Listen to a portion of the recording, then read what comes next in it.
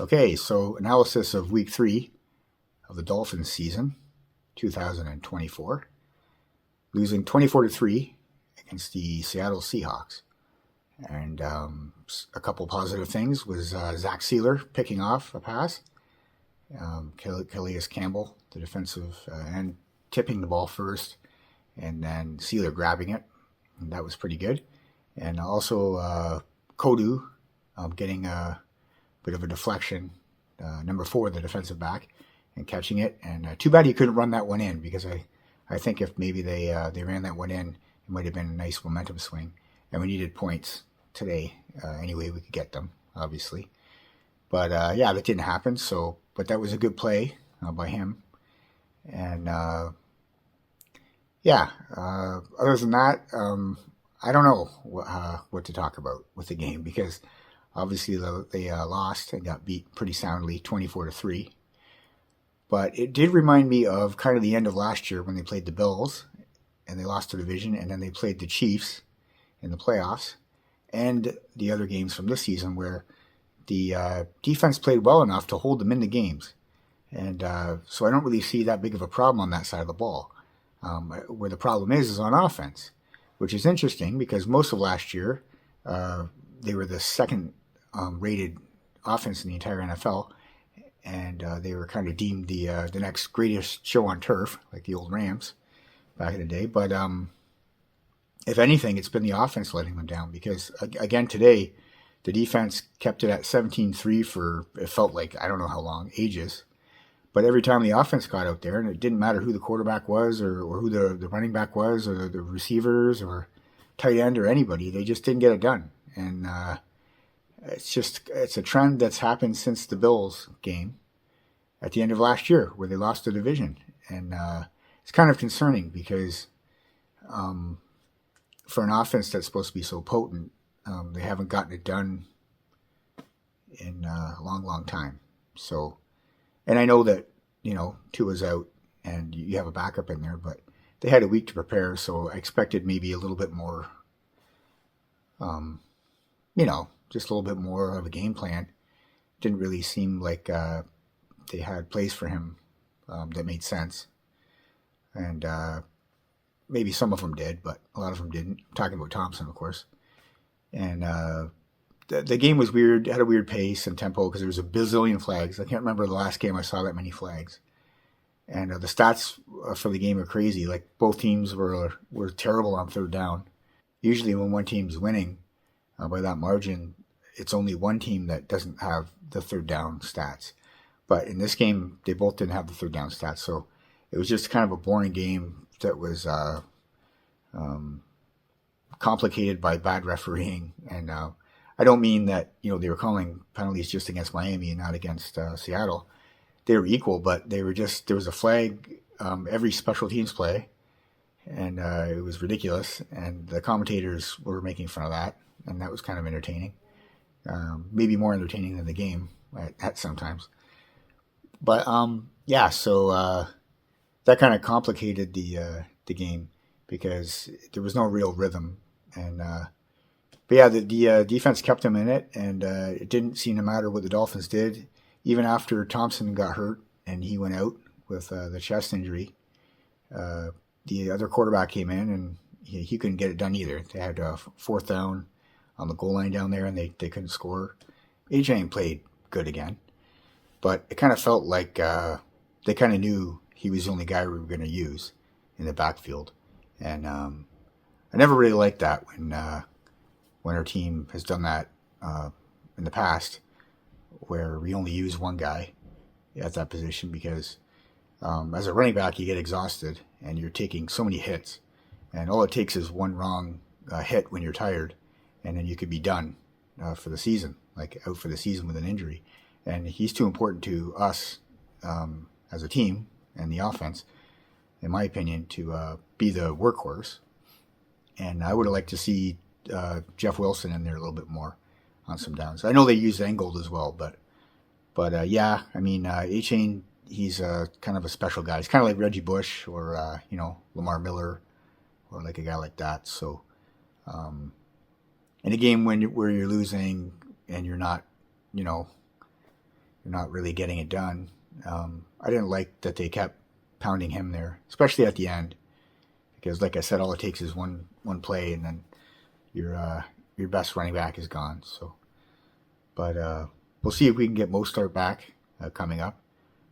That might help. Positives for the offense, I think that Boyle played better than Thompson, and maybe that's a bit surprising. Just a practice squad guy. But yeah, he kind of flinged the ball in there and zinged it in there in between guys, and he had quite a rhythm with the third tight end there, Hill. So that was kind of cool. But that player, Hill, he had, I think, 3 or 4 penalties that were really costly. So I don't know. I mean, there were so many penalties, and there was no rhythm in the game. It was one of the worst, I think one of the worst officiating games I've ever seen. And the coaches were very frustrated. And I know McDaniel had some words a few times with them. And the other guy on the other side, McDonald, he didn't really, but that's because they were winning. So, whatever. It was a sleeper to him. And, yeah, I mean, not really much else to talk about it except for going forward. And, like a lot of fans would right away kind of say the season's done until Tua gets back. And maybe they're right. And but maybe Tua doesn't come back. I mean, we don't know. There's already some rumors that they might trade to get another quarterback to replace Tua. There's also talk about the guy they got from Baltimore, who's kind of like Michael Vick apparently, like he can run around all over the place, that he might start next week and not Boyle. So I don't know. Can't make a prediction again for next week, just like last week. So it's kind of a topsy-turvy season so far for the Miami Dolphins. And but again, not that we're not used to this as Dolphins fans, because we've had seasons where we've won one game. We've had seasons where we didn't lose a game, and we're the only team to do that. And yeah, so, and everything in between. So I think, again, this season can go where we only win, 4 games, or it can go where somehow the next backup guy that comes in, he's pretty good and keeps us in there, and then maybe Tua comes back, and then we can win maybe 8 or 9 games. And it's kind of not a great season, but at least one that's not a total disaster. So, yeah, kind of seeing what happens. One thing I didn't like is that David Long Jr., he got hurt, number 11, the one linebacker, because he was playing really well. So that's going to hurt if he's out. And then Fuller got hurt too. He had a concussion, so the cornerback there. And Storm Duck came in, an interesting name. And he played okay, number 36. But there was times where you could see where he didn't really know maybe some plays and stuff. But you can't blame him. He's not a number 1 guy. So, and I thought Ramsey was okay on the other side. But it seemed like every time we had a good play happen, there was a flag. Like the one time we pinned them down on the 5, and then it came back. Or we caused a fumble but didn't recover it. Or, Gino would make a mistake, make another mistake, but we didn't really capitalize on it with points going the other way. So, yeah, so kind of another disappointing game, and now we're 1-2. But hopefully against the 0-3 Tennessee Titans, we can go 2-2. And it's a Monday night game, and it's at home, so maybe the crowd can get really, really loud in there. And 2-2 isn't so bad for missing your starting quarterback. So I hope you guys enjoyed this Dolphins talk, and see you next time. Just a quick update here before I go. Sad day on Saturday. Mercury Morris passed away at age 77. And of course he was one of the greatest all-time Dolphins running backs on the undefeated perfect season team, and won 2 Super Bowls with the Dolphins.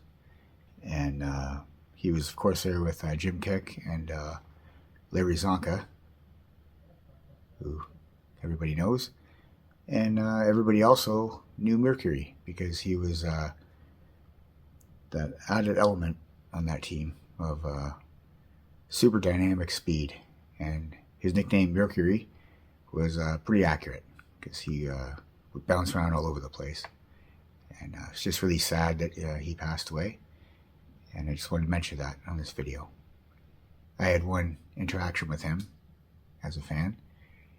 I bought a t-shirt off him, and he had these 1972 undefeated Dolphins t-shirts on sale just after the time that the New York Giants defeated the Patriots and that won Super Bowl, and kept the Patriots being not undefeated.